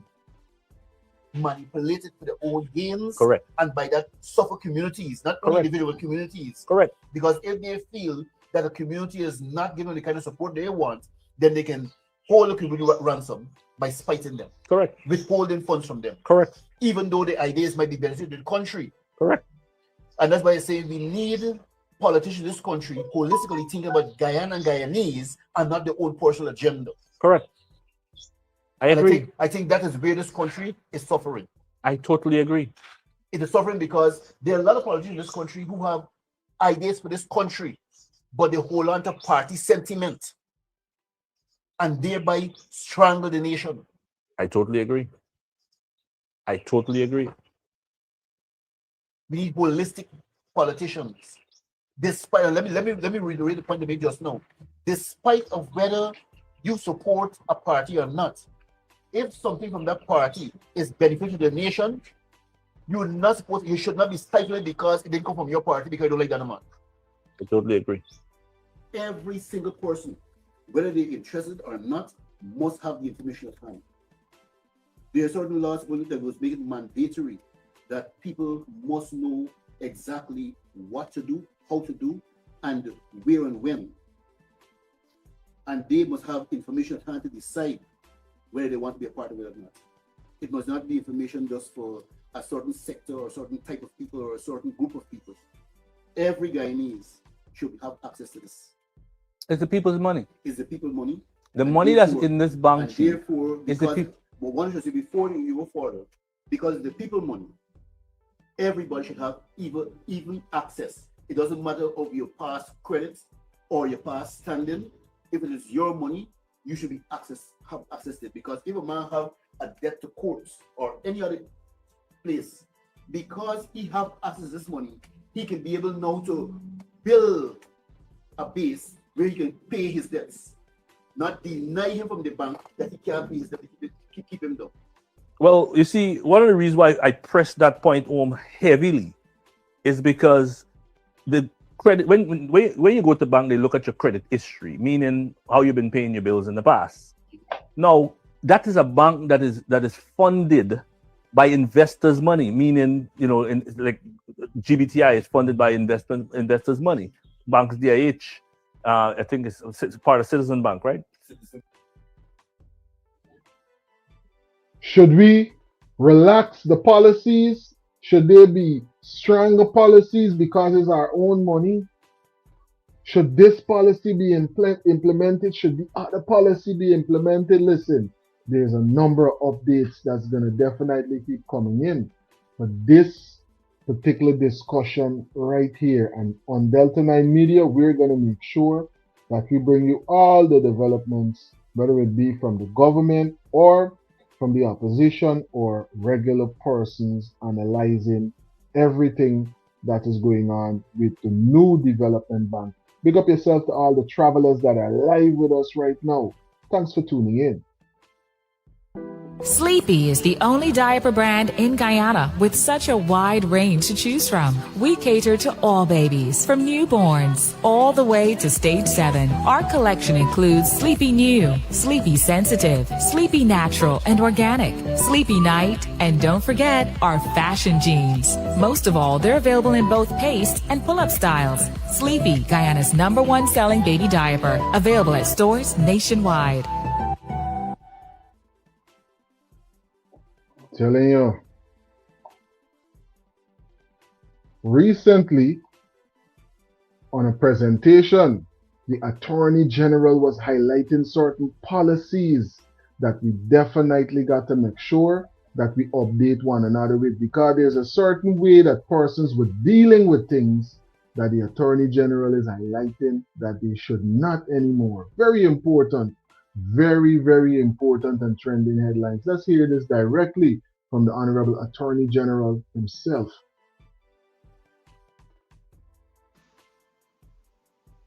The law that provides for the issuance of tickets for traffic offenses,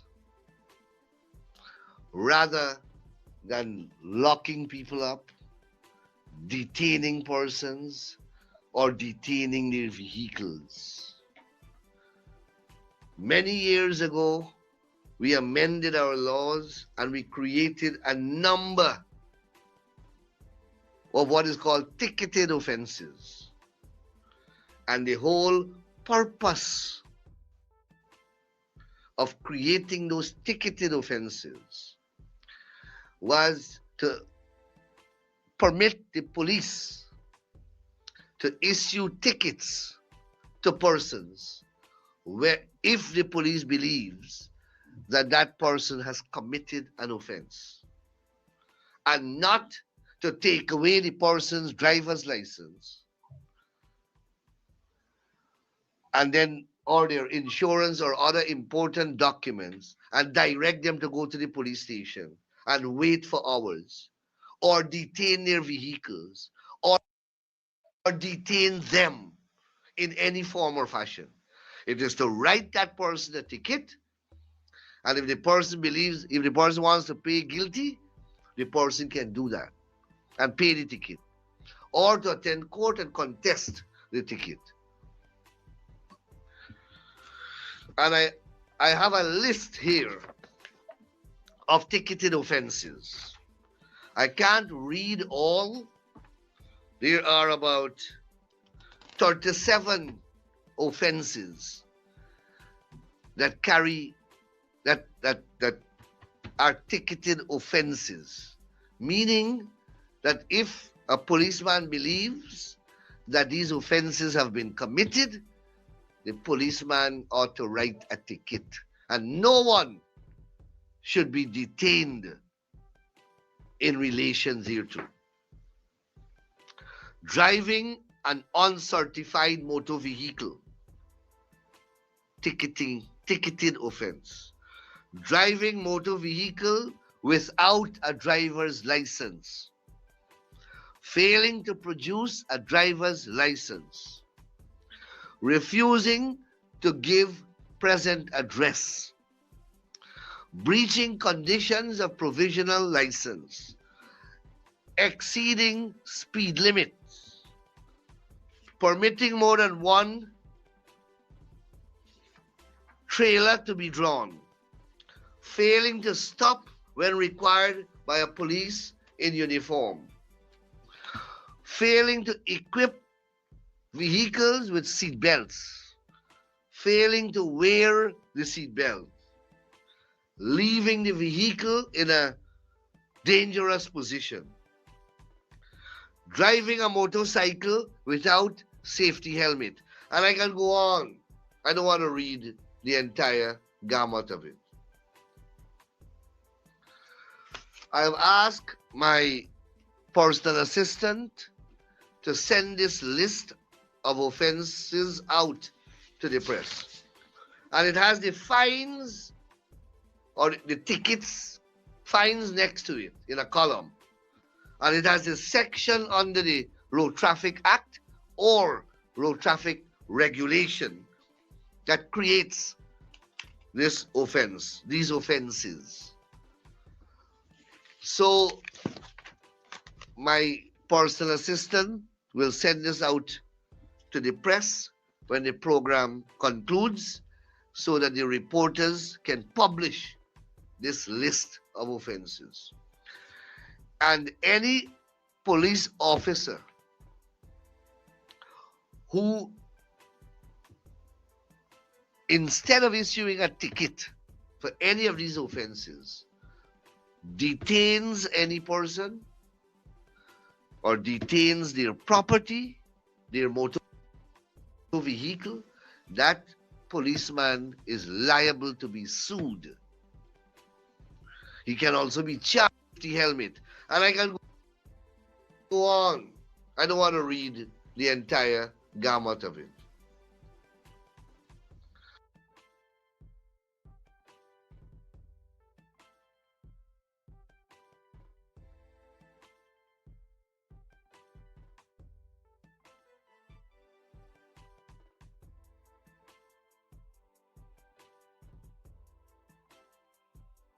We're going to make sure we play this part right here one more time for emphasis so persons could understand the new developments and the things that are being highlighted by the Attorney General right now. I have asked my personal assistant to send this list of offenses out to the press. And it has the fines or the tickets, fines next to it in a column. And it has a section under the Road Traffic Act or Road Traffic Regulation that creates this offense, these offenses. So my personal assistant will send this out to the press when the program concludes so that the reporters can publish this list of offenses. And any police officer who, instead of issuing a ticket for any of these offenses, detains any person or detains their property, their motor vehicle, that policeman is liable to be sued. He can also be charged. He can be sued for false imprisonment, wrongful arrest. He can be sued for constitutional breaches of a person's liberty. Okay. He can be sued for detention of property and a whole host of civil wrongs and constitutional violations. Okay. And as Attorney General, when these things happen, I am not going, anyhow. I have to defend the police when these things happen. And some measures will have to be taken in relation to the policemen and women who are violating the law in such a callous manner. All right. So we get a chance to hear from the Attorney General about these new developments and the implications that they will present for those who feel like, hey, they could still do what they want, X, Y, and Z. You hear what the Attorney General highlighting right there? The Attorney General is saying, hey, y'all gonna find yourself in hot water if y'all continue to operate in that manner. Pick up to all the travelers right now in the chat. Thanks for tuning in and being a part of this live presentation, right? And the flight would have landed right here on Delta 9 Media. Thanks for tuning in. and for making this live presentation what it is every single time. Thanks to all the moderators, all the persons that call in, all the insightful persons that drop a whole lot of insightful commentary in the comment section, every single frequent traveler, all the new travelers with us, and everybody that's going to catch this live in the rewind in the future right here on Delta 9 Media. Thanks for tuning in and for being a part of this special presentation. Every single person. Let me shout out all the frequent travelers, all the moderators, Rasta Empress, P. Ali Cop, Rugranat, Carlisle, Zibuya, the frequent traveler right here on Delta 9 Media. Roderick, thanks for tuning in. Every single person that's in the live now, everybody, make sure you are subscribed if you're not already subscribed, and we will catch you in another live presentation or in a pre-recorded video. Remember to drop your comments. We actually respond to the comments whenever you do so. Thanks again for all the support. And if you're looking for a way to support Delta 9 Media, I'm going to put this channel membership up so that persons can become a channel member. The barcode is at the top of the screen right now, scrolling right by the suitcases, or at the top of your screen as you can see it there as the images will change. Become a channel member. Support the channel in a real way. It's not that costly. It's very, very affordable. Almost 25 cents a day. Ain't not much. But guess what? Every little bit counts and every little bit comes together to make the platform independent and powerful, able to bring you all of these independent, neutral presentations and not be controlled by any one particular political side. We are here for you, the people, and we are supported by you, the people. So become a channel member and support Delta 9 Media, support independent media. One love to all the travelers, one love to every single person that is a part of the live once again, and I will catch you in the next one.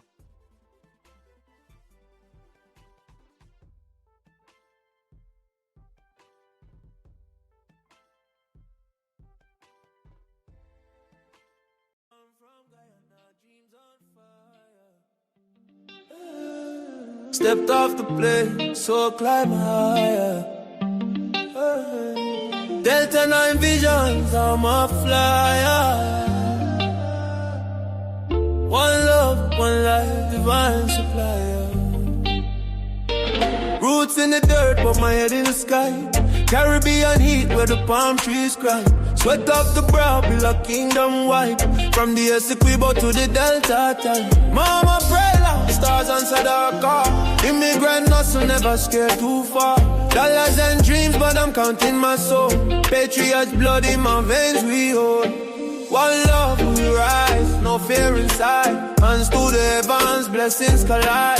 Thankful alive, the present divine. One love, one heart, forever aligned. Lanterns on the stove, incense in the air. Ancestors whisper, they always there. Lion heart spirit, men full of prayer. Trials and triumphs, I wear it like flair. Delta 9 meditations, my mind on peace. Breaking chains daily, my soul released. Caribbean rhythm, my body unleashed. Thankful for the now.